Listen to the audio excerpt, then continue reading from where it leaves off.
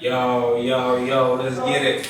So today is the 20th episode of the podcast, man, and we got a legend, bro. Like a literal legend in the fucking building. Who I got in the building, man? It's the Kabrit, man. The Kabrit, bro. Hey, Kabrit. So for anybody that don't know too much about you, bro, we know you a legend out here in the streets. A lot of people probably seen your work or heard about your work, but they ain't see the face yet. So who is the Kabrit? Shit, I would consider myself like a creative consultant. Try to help creatives or brands, musicians, anybody really with a dream, trying to help them get that shit started for real. Oh yeah. So like one thing that got me to see your work was like back in the day you just used to put a lot of just graphics day by day on Instagram. I was like, yo, who is this kid, bro? Like, yo, I never, cause I don't think you ever showed your face or nothing. You was just posting. I didn't. Not around that time. I wasn't showing my face for that. Okay, I was like, yo, who is this kid? Who is this kid posting the work? I'm like, yo, if I ever got a project, that's who I gotta work with, cause you could've see the work, you could've see the work ethic behind it, you could've see the talent and everything that you had. So, all good. So how did you get started into graphics and everything like that? Well, really, I would say that I was drawing damn near all my life. But I'll say I got started. I was drawing on my phone for a little while. And then one of my homies, shout out Jeff, DJ Jeff, he asked me to join his group so I could start doing their flyers and logos. So my very first actual graphics for real was an actionable flyer. It was my very first actionable flyer. Okay. So did you do the last one too? I heard they had one like last night. You ever had that shit was lit. You know about that shit tomorrow, really fast.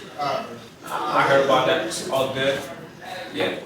Yeah, so we definitely had that right there, and that shit was great. That's how I really got started. I started doing their flyers, and everybody wanted to get flyers, the cover art, and then just started going from there. Really. So what got you? What was the thing that made you be like, yo, I want to be a graphic designer? Like because when you hear people in Miami, it's either you hear like athletes, rappers, like just trappers and everything like that. But what made you want to be a graphic designer? Well, my thing like a creative person. I guess I ain't want to do nothing in the streets no more. Yes, and then I felt like having a job wasn't either. So I felt like that was something that I was going to pursue for a long time. I felt like that was the right thing to do. I actually asked one of my friends, Paul Greatest, shout out Greatest too. I asked them, like, yo, do you think I should do it? It was like, yeah, if you do it, just make sure you do it 100%. Yeah, and it just went up from there. Did you go to Turner Tech? No, I graduated from North Miami. Oh, North Miami. Okay. I think Turner Tech got a lot of talent, man. I don't know why, but like that school like push a lot of talent out there. I actually thought you went there. Alright, so straight NM baby, man. That's straight NM. Okay. So what are some of your like biggest influence when it comes to like graphics and everything?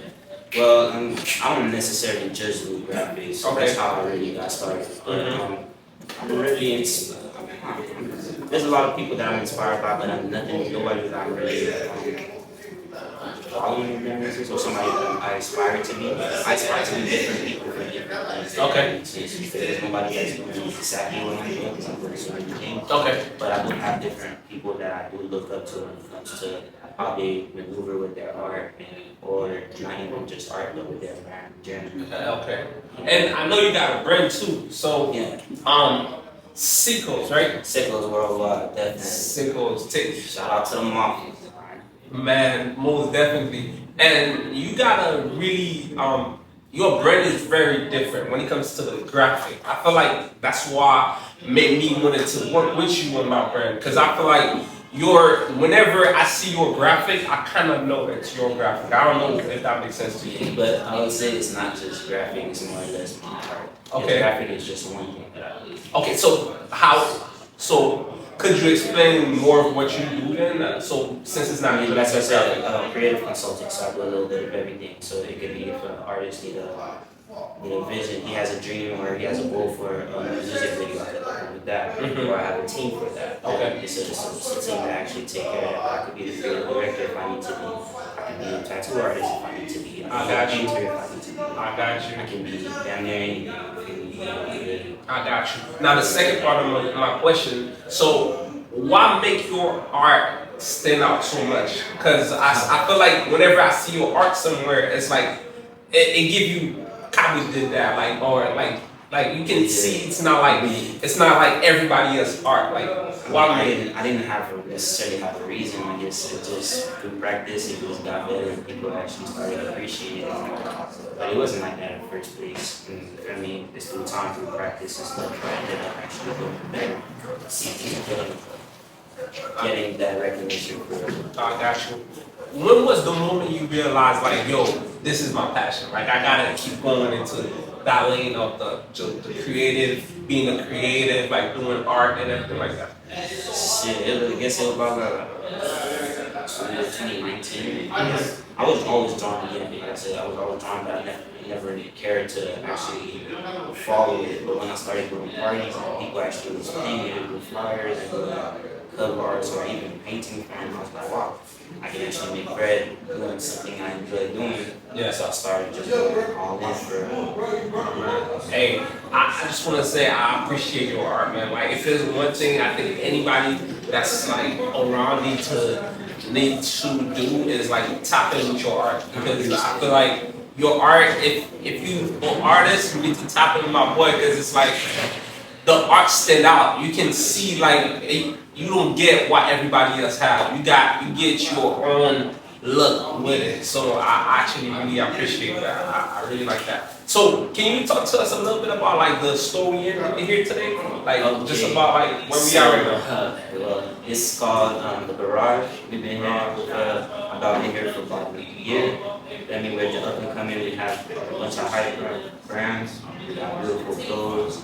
Shit, we got also accessories. Anything that you want to look for, it's really here. You feel me? Beautiful spot. Come check us out. I'm 441. Not far from Coconuts. Hey man, hey, this is beautiful, man. Like when you come into the shop, like I said again, you can tell Kabrit designed this because, like, you know, it gives you that unique look. Like it just, man, this is beautiful. Yeah, shout out Bad for real. Hey, my man. Yeah. So, what would you consider? What was the moment where you consider yourself you had like a break, like where it was like your standout moment, like you feel like you was inspired, like this moment you was like really proud of that moment with your art and everything like that? I mean, I'm not gonna lie, I don't feel like I had it yet. I feel like I'm not working hard enough so far. Okay. Our team still got so much more to do, especially when it comes to Sickos going around. And we just really slowly but surely getting what we need to get done for real. Okay. But just appreciate the fact that everywhere I go, they recognize Sickos, they recognize the college, or they recognize the people that surround me that works and actually following their dreams. Yeah. I feel like that's the best thing that I can appreciate. Yeah. I can go anywhere and people respect me not just because of what I have, but that's who I am and what we did. I got you.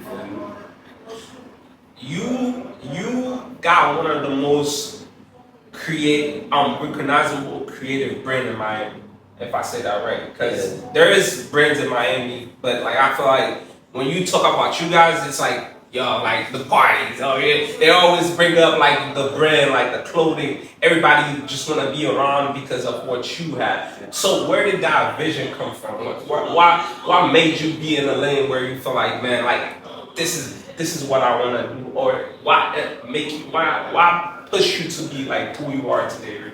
Okay, so I would say it was like a team. It's me and my team more or less.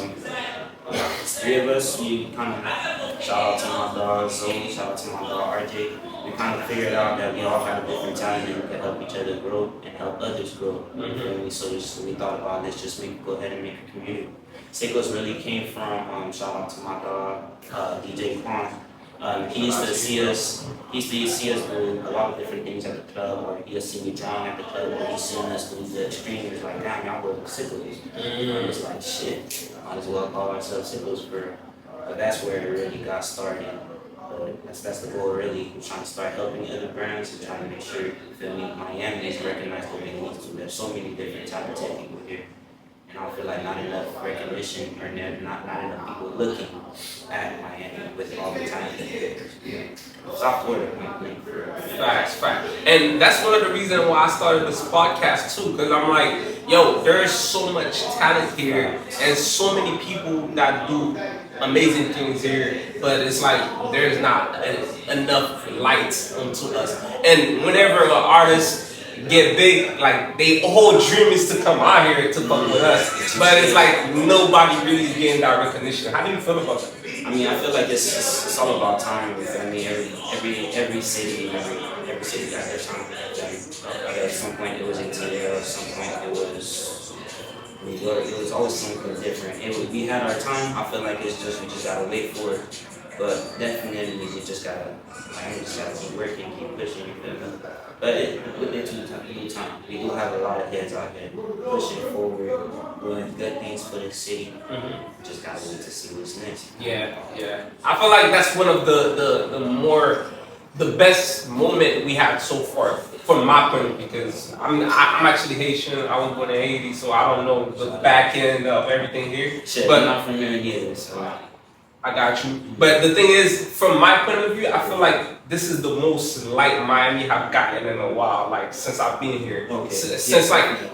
But I feel like Major 9 had a run where it was really big. But since then, I feel like shout out to that boy too. Yeah, it's still big. You feel still me? big. Just, one of the biggest out here. Yeah, I think it's more or less he's transitioning to something bigger. Yeah. So you feel me? It's a different view compared to what it was before. And I think that boy's still going crazy right now. Yeah, oh, definitely. Whenever I ask anybody that's on the podcast who's one of the biggest out here in Miami, that name always comes.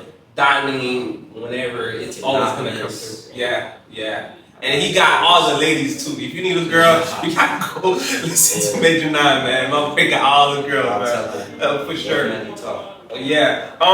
So what was one of the logos or design you made where you feel like you was most proud of so far? I would say it was the Sickos logo. Sickos? Yeah, I'll say that's what really changed the way I view things. At first, it was a lot of things that I was doing for self, or the way I view things, but now it's more or less I'm doing things for the community. You gotta be selfish sometimes, but right now it's more or less I'm doing things for more than just me. Okay. And it makes my dreams and my ambitions and things that I want to get done so much bigger. Got you. And what's like one challenge you had or you have in the industry, and how have you overcome that challenge? One challenge that I'm still trying to overcome will be content. Okay. That's something that I started realizing is very important. I don't care to be in the camera, I don't care to record myself like that. Yeah. Just maybe before you. Oh, yes, sir. I don't care to record what I'm doing so much, but I see how important it is. The difference it does when you do post yourself and do advertisement you got going on. Talk to people, show what it is and with your brand. I mean, that's so crazy because you're actually supposed to do that. That's so important. Especially like who else is going to support your dreams? Nah, you got to be the biggest. Yeah, so that's something that I say is very, very important. The goal is just to be as consistent as possible, post as much as you can. Yeah. Make sure what you're posting is relevant to what you're doing, not just posting just because. That's something that I do have a challenge to do. But as I'm growing and getting better, shout out to my dog Mike, Mr. Dungy. My boy definitely is my motivation as far as advertising myself. Yeah. I go crazy when it comes to that. Yeah, definitely. Always posting. So how would you describe your style, like your creative style? I feel like it's very much inspired by Miami, things that I go through, things that the city experience or you can experience in the city. I would say it's now I don't want to say family, but yeah, I would say family outside of the box. Sickos, you feel me? So outside of the box. I got you. And so, what's like your processes when you start a new project? What's like your process? How you go about coming up with designs and like wow, like how you know this is good or this is not good? Well, I guess it starts with an idea or just a concept. So whether it be an idea that we go through or something, a story that we're trying to tell, or something you're trying to advertise, we go from there, and then we just try to figure out how to tell the story. And it just keeps on building. Once you know how to tell a story, you know how you're going to tell the story. Once you do that, you can know how you're going to advertise if you want to advertise, if you're going to take pictures, videos, and draw. Yeah. If you're going to take if you want to plays, yeah, you can do anything when it comes to creativity. But it's always about the story. What story are you trying to tell? I got you. Dude, so again, my point of view, I feel like you and your brother are the Sickos brand. Shout out to your brother, by the way, and also the Sickos brand. I feel like you guys got one of the most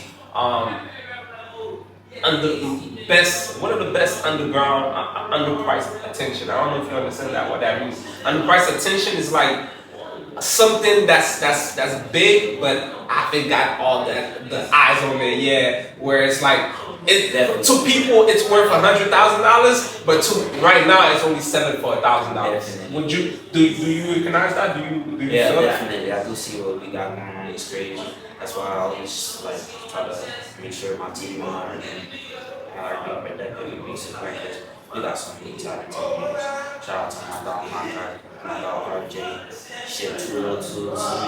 There's so many different people that are doing some big, just like better. Shit, shout out to my dog Vaughn too. We got rentals that we're trying to do. There's so many ways we can start making money. Yeah. You just gotta figure out a good idea and stick to that plan, no matter how big or hard it is. Overcome is ever so important. That's so true, man. Hey, if you watching this podcast or if you see a clip of this podcast, make sure you check out Sickos. Make sure you check my boy out because I don't know why, but when I meet people like you, I feel like that's like I met a celebrity. I mean, for real, because it's like you guys named, like I don't care who you speak to in Miami that have some type of idea in the music industry or into fashion or into anybody following their dreams. Yeah, and Miami know about you, bro. Like this is crazy. That's love, and I definitely appreciate Miami for that. Because if it wasn't for them, I wouldn't be where I'm at right now. Feel me? So I definitely appreciate them for supporting me all this time. Making sure that they appreciate buying my stuff too. You feel me? Hey, without you guys, I wouldn't be where I'm at. So shout out to the city for real. Definitely. So how do you stay creative and like avoid burnouts and everything like that? I burn out often. Oh yeah. But yeah, it's I'm an overworker, but I do believe in balance, figuring out what other things that you can do, things that you can have fun doing. So also not everything that you know how to do, not every talent that you have needs to be a business. And you do end up crashing out because everything you're doing is forward. That's little things like that I'm learning. But as far as staying creative, I try to be open-minded to anything, you feel me? I try to watch anything, read anything, try to speak to different people about their ideas, their religion, what they believe in. I feel like you're staying open to those things, you'll always be able to do more, try to create more. Okay. So man, I'm a music producer and I feel like sometimes I go through stages where it's like I don't want to do certain things, but I still put myself to do it. So how do you like? Cause I know you got this is like your business and everything like that. And being a producer is like I'm using stuff, but you have to come up with ideas and everything like that. So you saying it's more sort of like talking to new people. That's how you get your ideas and everything like that. Yeah, just like I said, being open to anything. You feel me? Don't like microwave values or whatever applications. But at the end of the day, be open to things. If you're not into anime, watch anime. If you ever read something, read it. You feel me? Those little things will change the way you view things, new ideas, new concepts, and you'll drastically change your values. I strongly believe that being open-minded to people. Got you. That's amazing, man. Thank you. How has the design industry, like the graphic industry, evolved in Miami so far since you've been into like the creative process out here in Miami? I mean, I'm not gonna lie, know what it was before I was there, but since I've been around, I've seen that there's a lot more people doing, like, being graphic designers, doing different things. There's just a lot more things happening. I mean, I don't think I really didn't think it was every time. I started when everybody started. So I don't think I had a major, I feel like I didn't have a major difference in the city, but that's why I started businesses and getting people started. Okay. All right. So for example, right? I might even put myself in this a little bit. So when the first time I had an idea for my project, and it's like you know you want to start a project, you know what you want to do in a way, but you don't have the details of the idea that you want to do, or you still don't know exactly where you what like let's say for example, right, I want to start a brand. I'm like, oh, my brand is the day winner, but I didn't know the day winners need to have a squirrel that move like this or that move with the day. So how do you approach working with a person that got a vision but it's not as detailed into what they have at the moment? I learned that from I would come to consider a mentor of my child to my dog Wiley. You know, when that taught me how the basics on graphic design. Yeah. When I started working for him, I was printing t-shirts, doing flyers, things like that. So he's kind of the one that showed me how to do some of the basic things. So, but he definitely showed me that the best thing to do is ask questions, see where their mind is at, see what they're looking for, their ideas. Through time, you'll learn more on how to speak to people, but that's the main thing. See what they want, what's their goal, what they're trying to do with their project or whatever the case is. Just keep asking questions, and eventually you'll kind of get the full idea. I got you. And how do you manage client expectation and like also make sure like when they get the project, like they are satisfied with what you giving them? Because art in my point of view is very subjective. Yeah. Because I can see this thing is amazing, somebody else might not see that. So how do you manage that expectation for them? I try to communicate with them as well as possible. I try to make sure that they understand what it is that they really want, so that I can follow them. Try to make sure I do right by them as much as possible. Got you. And what's your advice when it comes to pricing your work or pricing your art when you do work?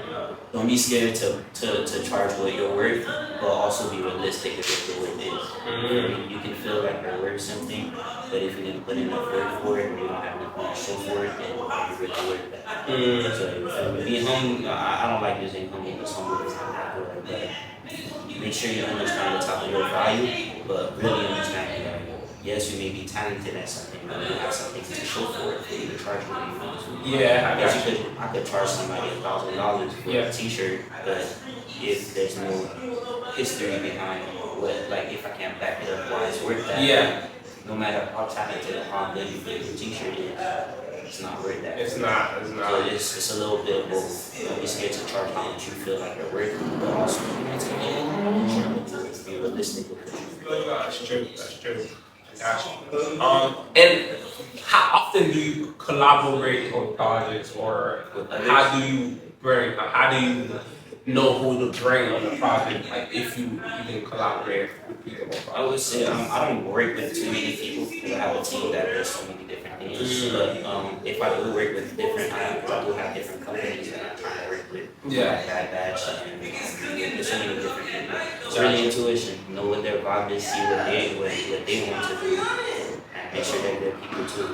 And it's always about it. Now the money's not everything when it comes to long term things. Yeah. Because if somebody has the money but you can't deal with them or you can't communicate well, There's no point of working. I'd rather work with somebody that has no money and then we can communicate so that we can actually work. Yeah. Somebody that has $1 million and don't know exactly what they want.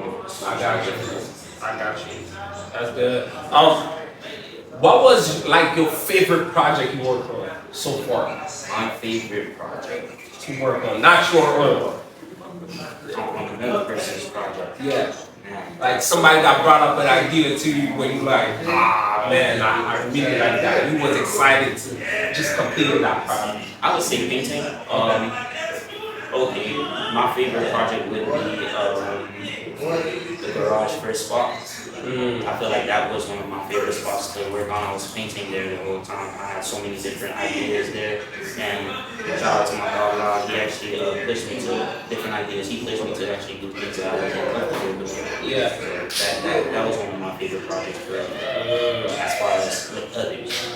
Definitely. Wow. Okay. So, is there like any suggestion you would have for a person that want to be a designer or a creative, really? Because they want to learn that. So let's say for example, I'm starting out today. I don't know really too much about designing or about being a creative. So what do I do from there to get better at it? I would say balance everything as far as getting started. Just start doing something. You want to know how if you're good at something, you're to do it. So get started and mess up as much as you can so you know what you're doing wrong and what you did right. And just try to learn, read books, study other people that are better than you, that you feel like are better than you. One time like I was saying earlier, I don't have necessarily somebody that I'm inspired by, but there's so many different people that do something that I'm interested in. Like when it comes to, I have a favorite group, I have a favorite painter, even in the city, I have a favorite painters here that I can see the way they move, the way they do their art. I would appreciate it. So just study others, study people that are doing better than you, study people that are doing worse than you, so you know what to do and what not to do. That is just do it every day as consistently as possible. And then all the everything else will add up. I don't feel like I did anything different from others. I just worked hard. I just made sure I put in the work every day. Make sure I put myself out there every day. But that's literally the difference compared to How long it took you to be good? Like to yourself. To myself, I would be. I don't feel like if I feel like I'm good and I feel like I hit a ceiling, so I never put myself as I'm good, I can always evolve. Okay. So I try to evolve as often as possible. There's a lot of things that I'm not good at, even when it comes to art. I don't feel like I'm the best artist in the world. I feel like I'm a great artist. But I'm not the best artist in the world, so I would have to practice every day. I sketch every day, try to figure out ways to do different things. Right now, I'm learning how to do kinds of it. Really, it's just more being willing to practice, being able to do it every day without the results, knowing that one percentage grow every time, throughout time. So, consistency is very I like the way you can I see why you are great, bro. It's like nah, for real, cause you got that thing where whenever you ask great artists or great people or people that are good and they never feel like they did. They don't feel like oh yeah I'm good, but they can still do more. But even more to what you're saying is the work every day. It's like one thing I encounter a lot with music because I make beats. It's like I can take I make a beat last week. I'm like I'm the greatest beat maker in the world, and then the next day I'm like damn, like is that really good? So I'm saying that to say it's like the work ethic to do this thing every day and getting better, and it is the most important. But how did? Because I know some because you are still young. When did you learn that work ethic was so important? Because there is a lot of people that have talent, but they don't have the work ethic or they don't have that passion towards what they're doing. My parents, like my mother and my father, they both hard workers. I always see them work hard no matter what. Good or not, they're working hard a lot. I never seen my OG just chilling, sitting. Never seen my old boy just sitting, chilling. So I already understood hard work is good. Right? So just try to be consistent with that. Wow. So yeah, shout out to my parents for real. They will definitely show me how to be consistent with things, no matter what you're doing. How do you handle failures and setbacks? Not really failures, but short-term failures and setbacks when you work. I look for solutions. So that's all I can think about. Every time I mess up or I fuck up or any type of shit like that, I try to figure out a way to solve it.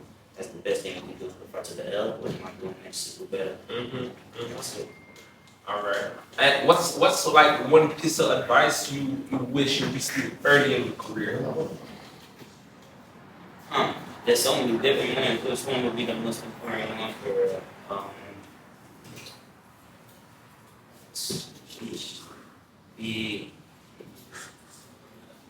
early. Oh, not to be scared to try things, or to be very open to others. That's something that I definitely wish I learned earlier. I was so like, I wish that I was more open to speaking to others that wanted to speak to me or that were interested in what I was doing. Okay. Because those are the doors that will open for you. Yeah. The people that knows you, the people that are around you can only push you so far. Facts. So it's like, I just wish that I was a lot more, not friendlier, but more open to speaking to others and new people. Because that's what helped me grow. New friends, new relationship that I built. Yes, my old relationships felt valuable, Yeah. but the new relationship is what's gonna put you to the next step. So I like that. I like that a lot. And how do you see yourself evolving in your career, like in the next 5-10 years? Where do you see yourself?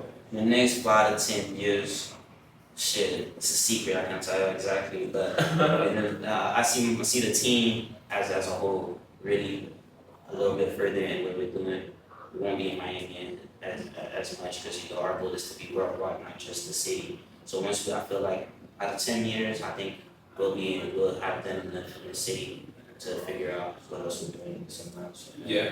And do you have any idea where you feel like the next step is? Like, where is it like? Because when I think worldwide, when in terms of the US, I feel like Miami is definitely one of the spots. But I be thinking LA, New York, and those areas. And that's where worldwide comes with. Goal is to be everywhere. So it's no limit to where you want to go to, because you never know this little boy in Ohio that's talented as fuck. Yeah. And there's no point of just trying to go to the main cities where there's so many different places. Yeah. So you got